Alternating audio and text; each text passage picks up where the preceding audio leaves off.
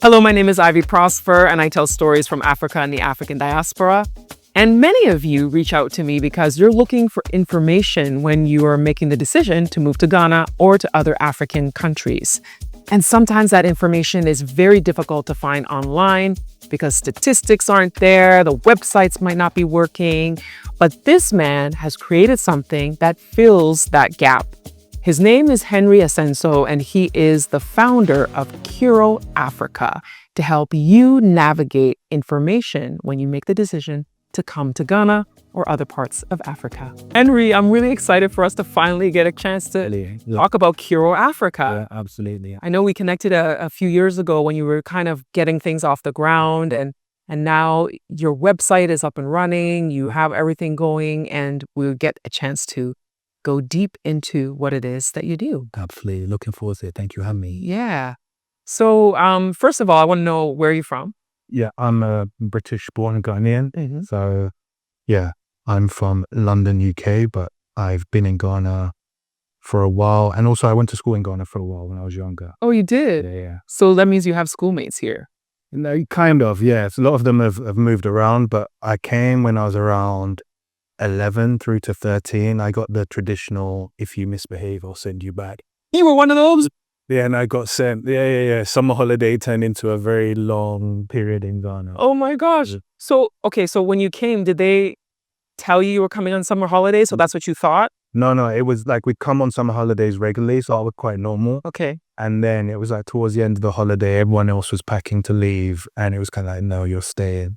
I went, okay. How did you feel? No, I was upset. I'm not going to lie. Like, this was 98 Ghana. It's not like, yeah, I was upset. But honestly, it switched my whole kind of thinking and approach to life. I came from a place where, young Black children in the West, it's kind of like cool to be misbehaving, whereas here it was just so shameful. So my whole perspective on school education, the importance of it, just completely flipped 180. So I think it was probably one of the primary reasons why I even do what I do today. The fact that I had that exposure at that moment in time. It's super important to me. It's interesting when you say cool to be misbehaving. Yeah. It was like, I don't know, I don't know why it is.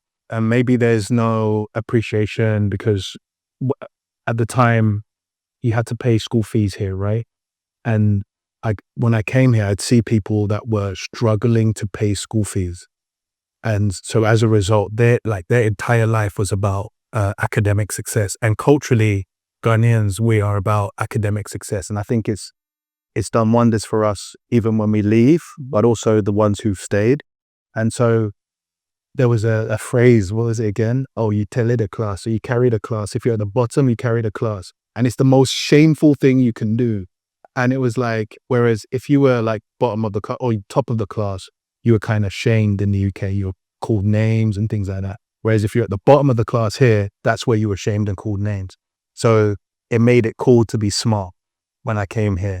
And then I realized long term, it is cool to be smart rather than to be a nuisance or misbehave and things like that. It's interesting because when I think about like Western pop culture in films, TV shows, especially the ones coming from the US, you'll see they'll have storylines where there's like the cool kids, the nerdy kids, and it's always the nerdy kids are the smart ones, right? And they're made fun of. Right. They're not cool, right. And the ones who are not doing so great in school, they're the cool kids, right. Yeah. So it's interesting you bring that up, and it's funny because when you said you were one of those kids, my mom used to always be like, if you guys misbehave, we're sending you to Ghana. You're going to go to boarding school, the headmaster this and all that, and the things you're going to experience. And we'd be like, no, we don't want to go. We don't want to go.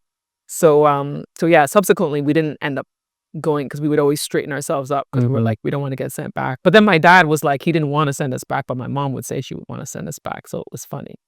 But now, fast forward, and you made the decision to come to Ghana and be doing business here, right? With Kuro Africa. What made you come up with the idea to do this platform? Explain what the platform is, first of all, and then what made you decide to do it? So at Kuro Africa, we help individuals and organizations make more informed decisions around real estate and business in Ghana. And we do that by collecting a lot of data from different kind of areas of the system here. So real estate data, infrastructure data, population data. We've been collecting it for about 4 years now, so we can also analyze the trends over time.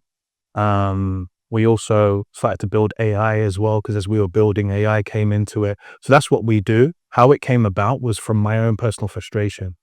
So I've been planning my relocation to Ghana for about 10 years. 10 years. Yeah. Since like 2015, when I realized. So I had a period where I'd come every year, but then from 2010 to 2015, I didn't come. And then 2015, when I was kind of flying in and I saw like the city landscape, I was like, this has completely changed. Like Ghana has really changed. And I realized that if I don't make conscious effort toward getting myself organized for Ghana, the barriers to entry will get higher and higher as time goes on.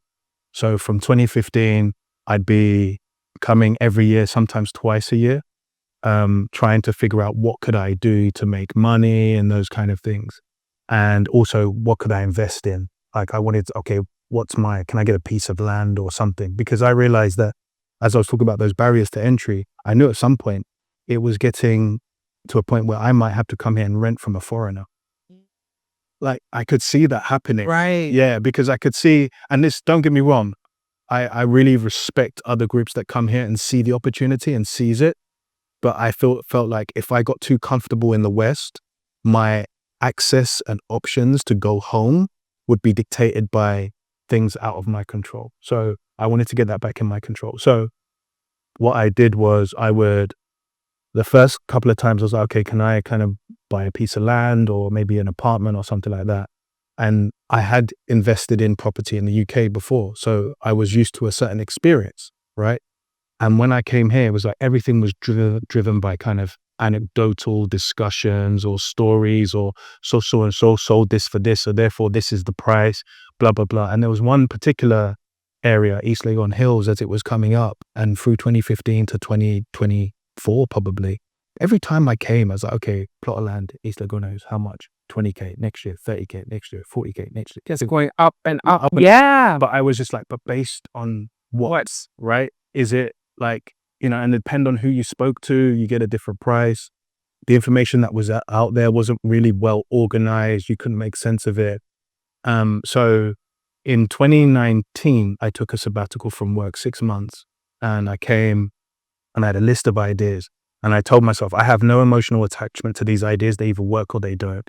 And I had everything from like boxing promotion to like Airbnb short-term let. And I kind of settled on the short-term let area because at the time it wasn't so convoluted, wasn't so kind of competitive. And as soon as I decided that, and I was actually pretty much like, I'm gonna leave my job and this is what I'm gonna do. I'm coming back to Ghana. Pandemic hit. So it was like, and not only pandemic hit, I found out my wife, then girlfriend, was pregnant.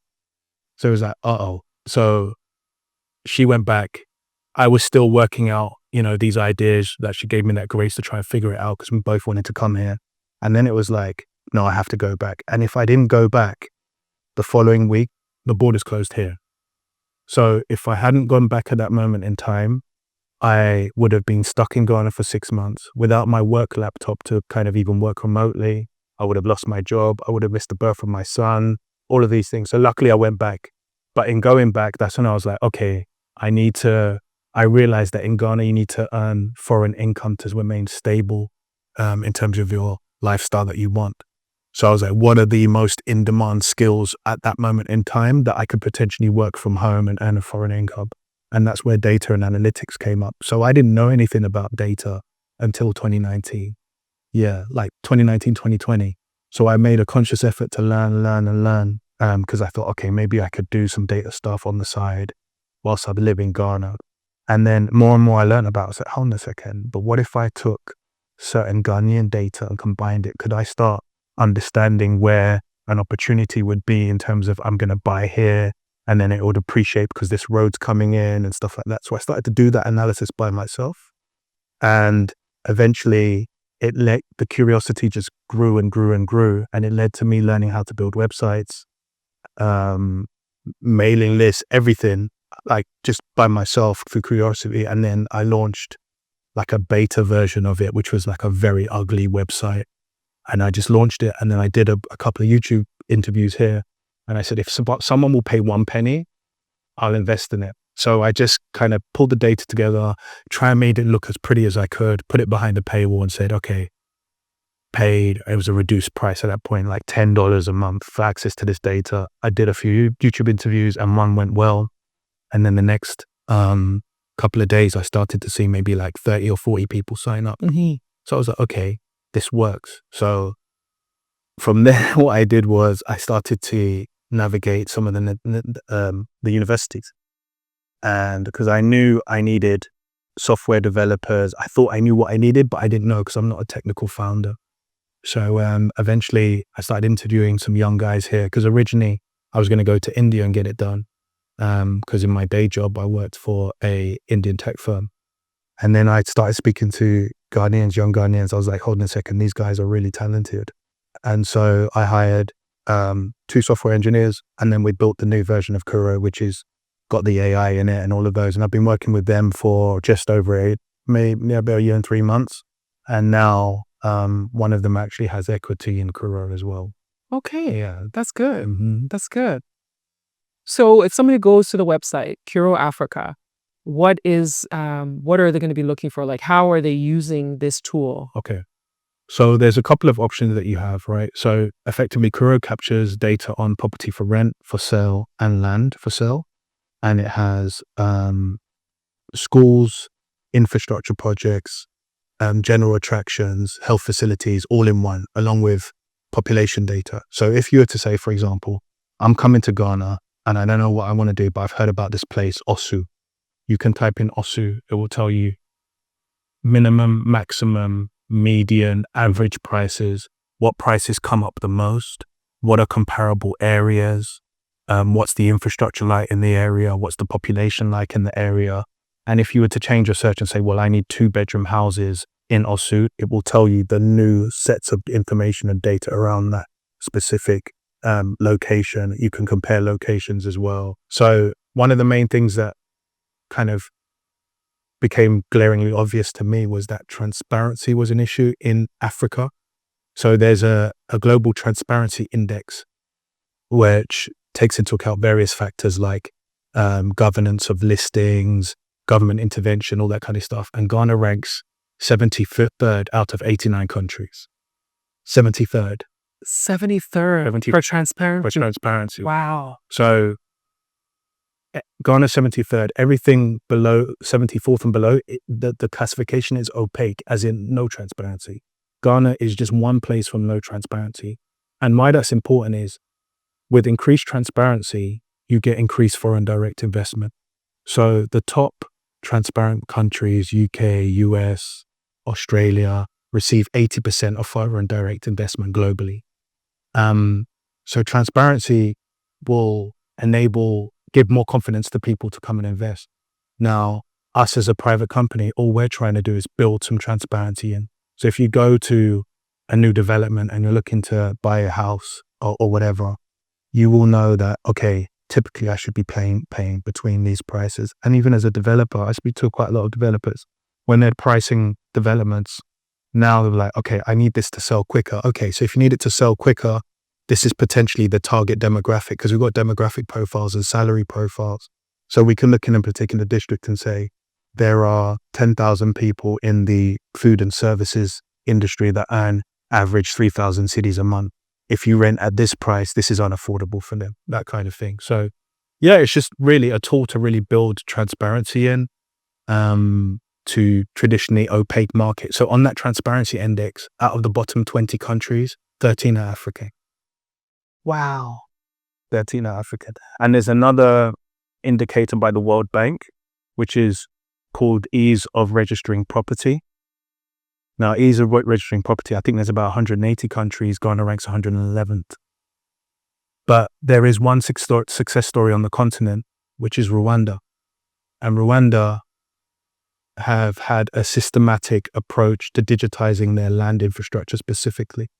So they went from like low by hundreds to third in the world in terms of ease of registering of property and land. And they did it with kind of clear political and visionary kind of impetus to do it. 5 years, 110,000 people trained to help deliver it, technology implemented, and they did it at the cheapest ever seen in history when it comes to digitizing land records. So it's beneficial, and you can see what's happened. That happened in 2005 to 2010. You can see how the perception of Rwanda has changed up until recently around investing and stuff like that into their kind of real estate and land. And actually, it's a great equalizer in terms of gender equality and stuff. They now have the most female landowners that they've ever had in history because of transparency being in place. So we're just trying to play our role, not on that level. It took $66 million for them to do that. Right. I have none of that. But what we're just trying to do is actually enable the market to have more transparency to attract more investment. Okay.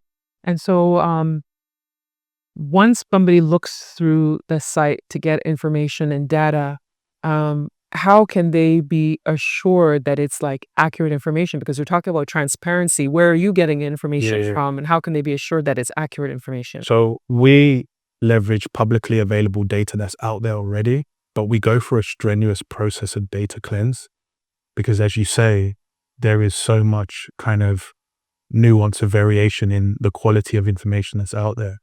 So what we do is we have an automated process that looks at, I don't want to get too technical, but basically looks at every piece of information that we collect and checks against, we have 4,000 unique towns in Kuro, and checks that, okay, you might have put Ghana flag as a location, but that means it's Oyarafa.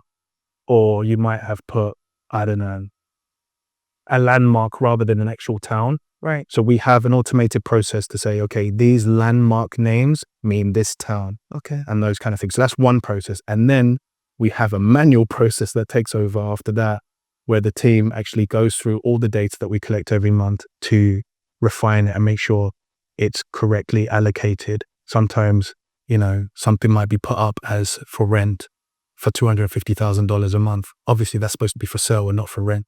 So we go through all of that to try and get as high quality data as possible and refine it as much as possible. So that is the biggest part of our job at Kuro, is cleaning the information. Yeah. And so this could be used for all kinds of services, like looking for a school, looking for, different types of businesses. Have you done any collaborative efforts with some of the local businesses with this, or it's completely a neutral, just searching for information? Yeah, so it's more neutral. So for example, with schools, what we've done is we've leveraged Google reviews and said, okay, we have these schools in our database. Let's go and check what they are saying in terms of Google reviews. In terms of partnerships, I like to do a lot more of them, but our ethos is transparency first. So if you're a developer and you wanted to list on our platform, our users will still see that this is how far you are above or below the average price. We're not going to change that. We're not going to make yours look like it's fantastic and be all and end all. We're going to show it as it is against the rest of the market. Now, the nuance with Ghana is that there is so much variation in types of property and quality and all those things. So you have to pay a premium for premium amenities and those kind of things. But that doesn't mean that, for example, you've got a 3-bedroom house for sale in Oyarafa and somebody wants, or a new developer might want $250,000 for it. But it'd also be good if you knew that you could buy a 3-bedroom house in Oyarafa for 120, right? If you've got the information, then I think that's what people need to come and invest with confidence, as opposed to easily being led astray due to the lack of valuable information made available to them. And so how do people access it? Is this like a free domain they could just go to and just type things in? I've spent a lot of money, Ivy, so it can't be free. I've invested heavily in this and in people, but there is a free trial. Yeah. So typically, you either get B2B business or B2C, right? We're kind of B to both, right? For our B2C customers, we have kind of lower tiers and lower expense tiers, but there's a free trial.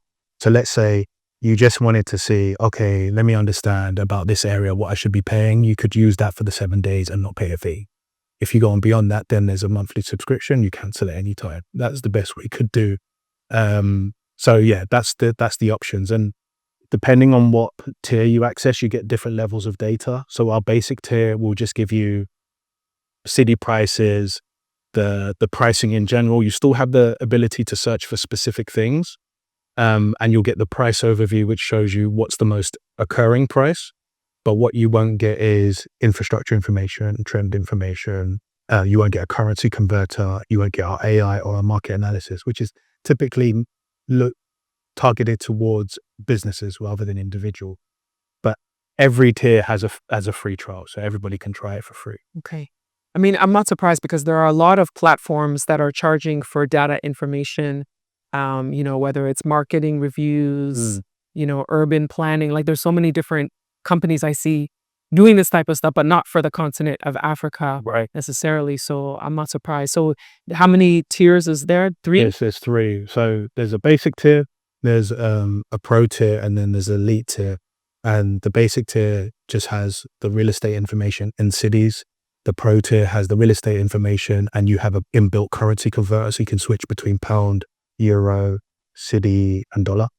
And then that's when you start getting the trend information, infrastructure. And then the elite tier is where we have our AI chatbot, and we also have market analysis. So that's where we start to combine the population data with the salary data with the real estate data. So when you're pricing a project, you can see what groups could potentially afford it and how many of them there are in each area and stuff like that. How has the response been? It's been good. Overwhelmingly, everybody is problem aware and everybody's saying, yeah, we need something like this. The balance that has to be struck is that some people profit from the ambiguity. So actually, some are like, yes, I need this, I need it, but I don't want anyone else to know about it. So overall, the balance from a B2C perspective has really been highly positive. I mean, it's positive in general, but I think what I'm reading between the lines is that, actually, there are a few that benefit from the lack of transparency. So they may not necessarily see the bigger vision of actually everybody wins with increased transparency. But I think over time, especially with the conversations I'm having, I get approached a lot by different people, tech enthusiasts, real estate enthusiasts, real estate developers. And they're all saying the same thing of like, it's about time we get transparent now, because it's not benefiting us much longer being kind of having that lack of transparency. Yeah. Because what's happening is, you see how many apartments are going up in Accra. So many. It's wild. I can't get my head around it. But if you're all going for the same diaspora pool, because if you look at local salaries, nobody can afford those. If you're going for the same outside kind of buyers, they are used to a certain standard of information before making an investment choice, because they have access to other investment vehicles that sit outside. So they don't have to buy a 120K studio in Accra. They could take that 120K and leave it in the S&P and get 7% a year and not think a thing and not lift a finger, right? So the transparency is only going to help them make a more informed decision, because there's only so many emotional decisions that are going to be made on investing your hard-earned cash. But yeah, we're really excited about it. It's part of a lifelong dream to do business in Africa.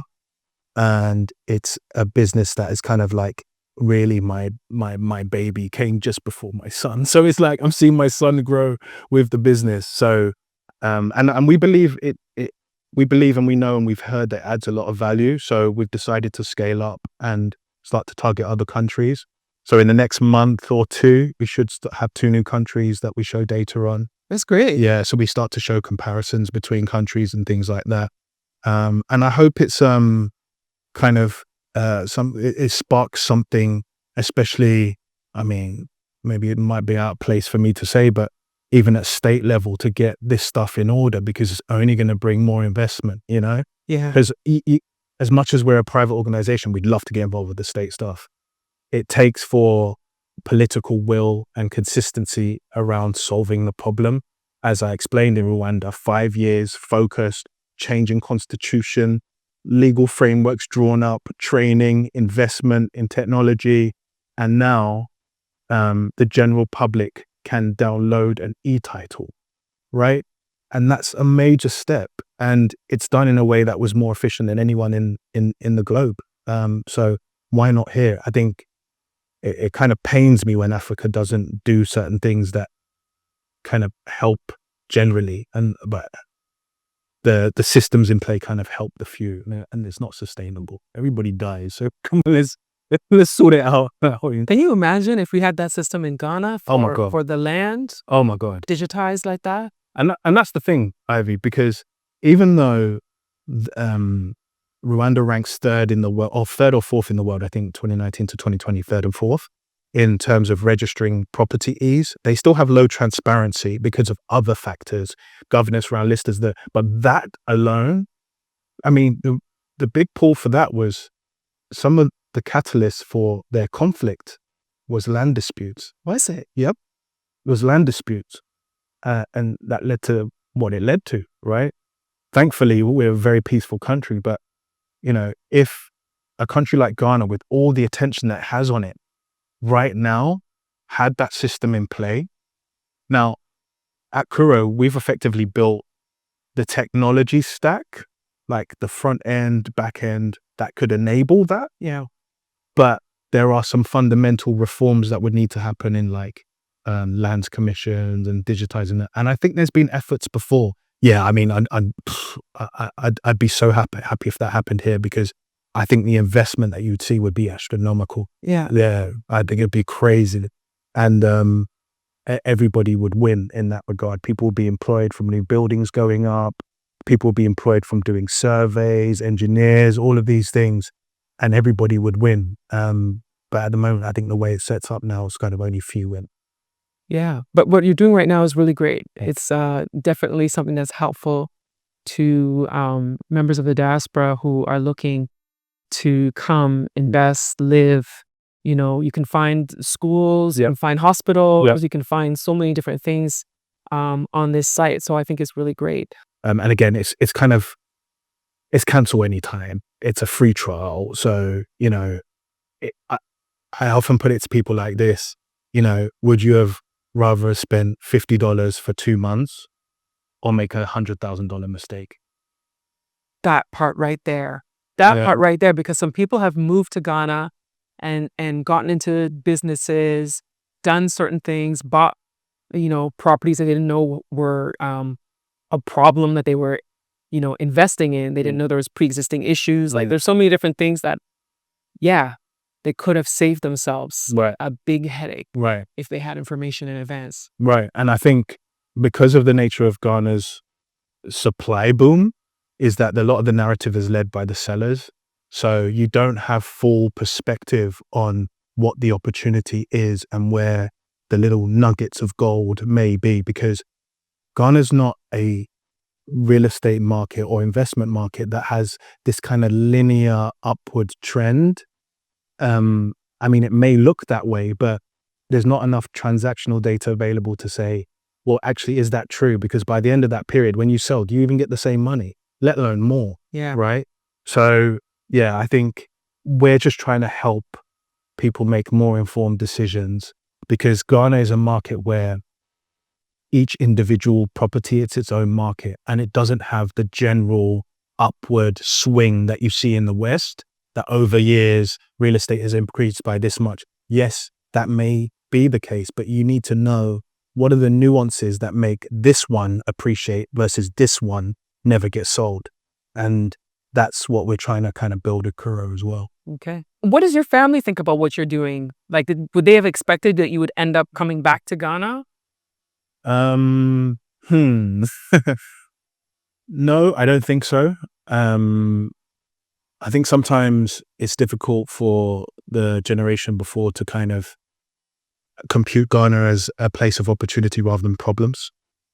Whereas I think our generation is more like, oh, there's opportunities here because we've been outside and we think we could do this here and stuff. Not everything directly translates. You have to put your own flavor on it. I'm learning that now.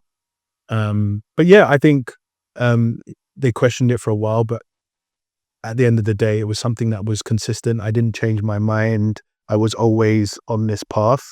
And so now they accept it. And also with the progress that Kuro's made and the networks that I've actually been able to speak to, and some of them are like my parents' friends from school, and they're like, okay. Yeah. I get it now, Yeah. so now it's a lot better. Yeah. That's good. That's good. Yeah. That's It good. wasn't easy to begin with, though, I can imagine. convincing them. Yeah. I can imagine. And then your wife, she's also cool with coming to Ghana and doing this business. Oh, she pushed me more than anything. My wife she was born in Ghana, but grew up in the UK. And yeah, she's heavy into arts, culture, preserving the arts and culture around Ghana and valuing it. And so it was no question. And coming here with children as well, our access to help, sense of community, Ghana's not some utopia, African utopia. Don't get me wrong. There were challenges, but on balance, grass isn't greener. It's different grass, and we like this grass. That's how I see it. Oh, that's a good one. Yeah. The grass isn't greener, but this is different grass. It's just different grass. You get pros and cons. Like, you see why people want to leave, and you see why people want to come. Just come and do what you can and try and add value. That's what we're trying to do. And you're definitely adding value with this site. Thank you very much. Yeah. So people can just go to kuroafrica.com. Yeah, that's correct. To get the information to register, have their free trial, and then get started on getting all the information they need. 100%. And we also have a YouTube channel discussing kind of trends, economics, news, kind of giving you a little bit more in-depth insight. So if you just want to kind of jump on that journey, you can do that too. Okay. Kuro Africa. Well, and to close out, what advice would you give somebody who's thinking about coming to Ghana to start a business? Take emotion out of it completely. Number one, research. Number two, come, visit, try and do 3 to 6 months of scanning the landscape and those kind of things, and start small. Start small and don't quit your day job yet. It might free you to get here.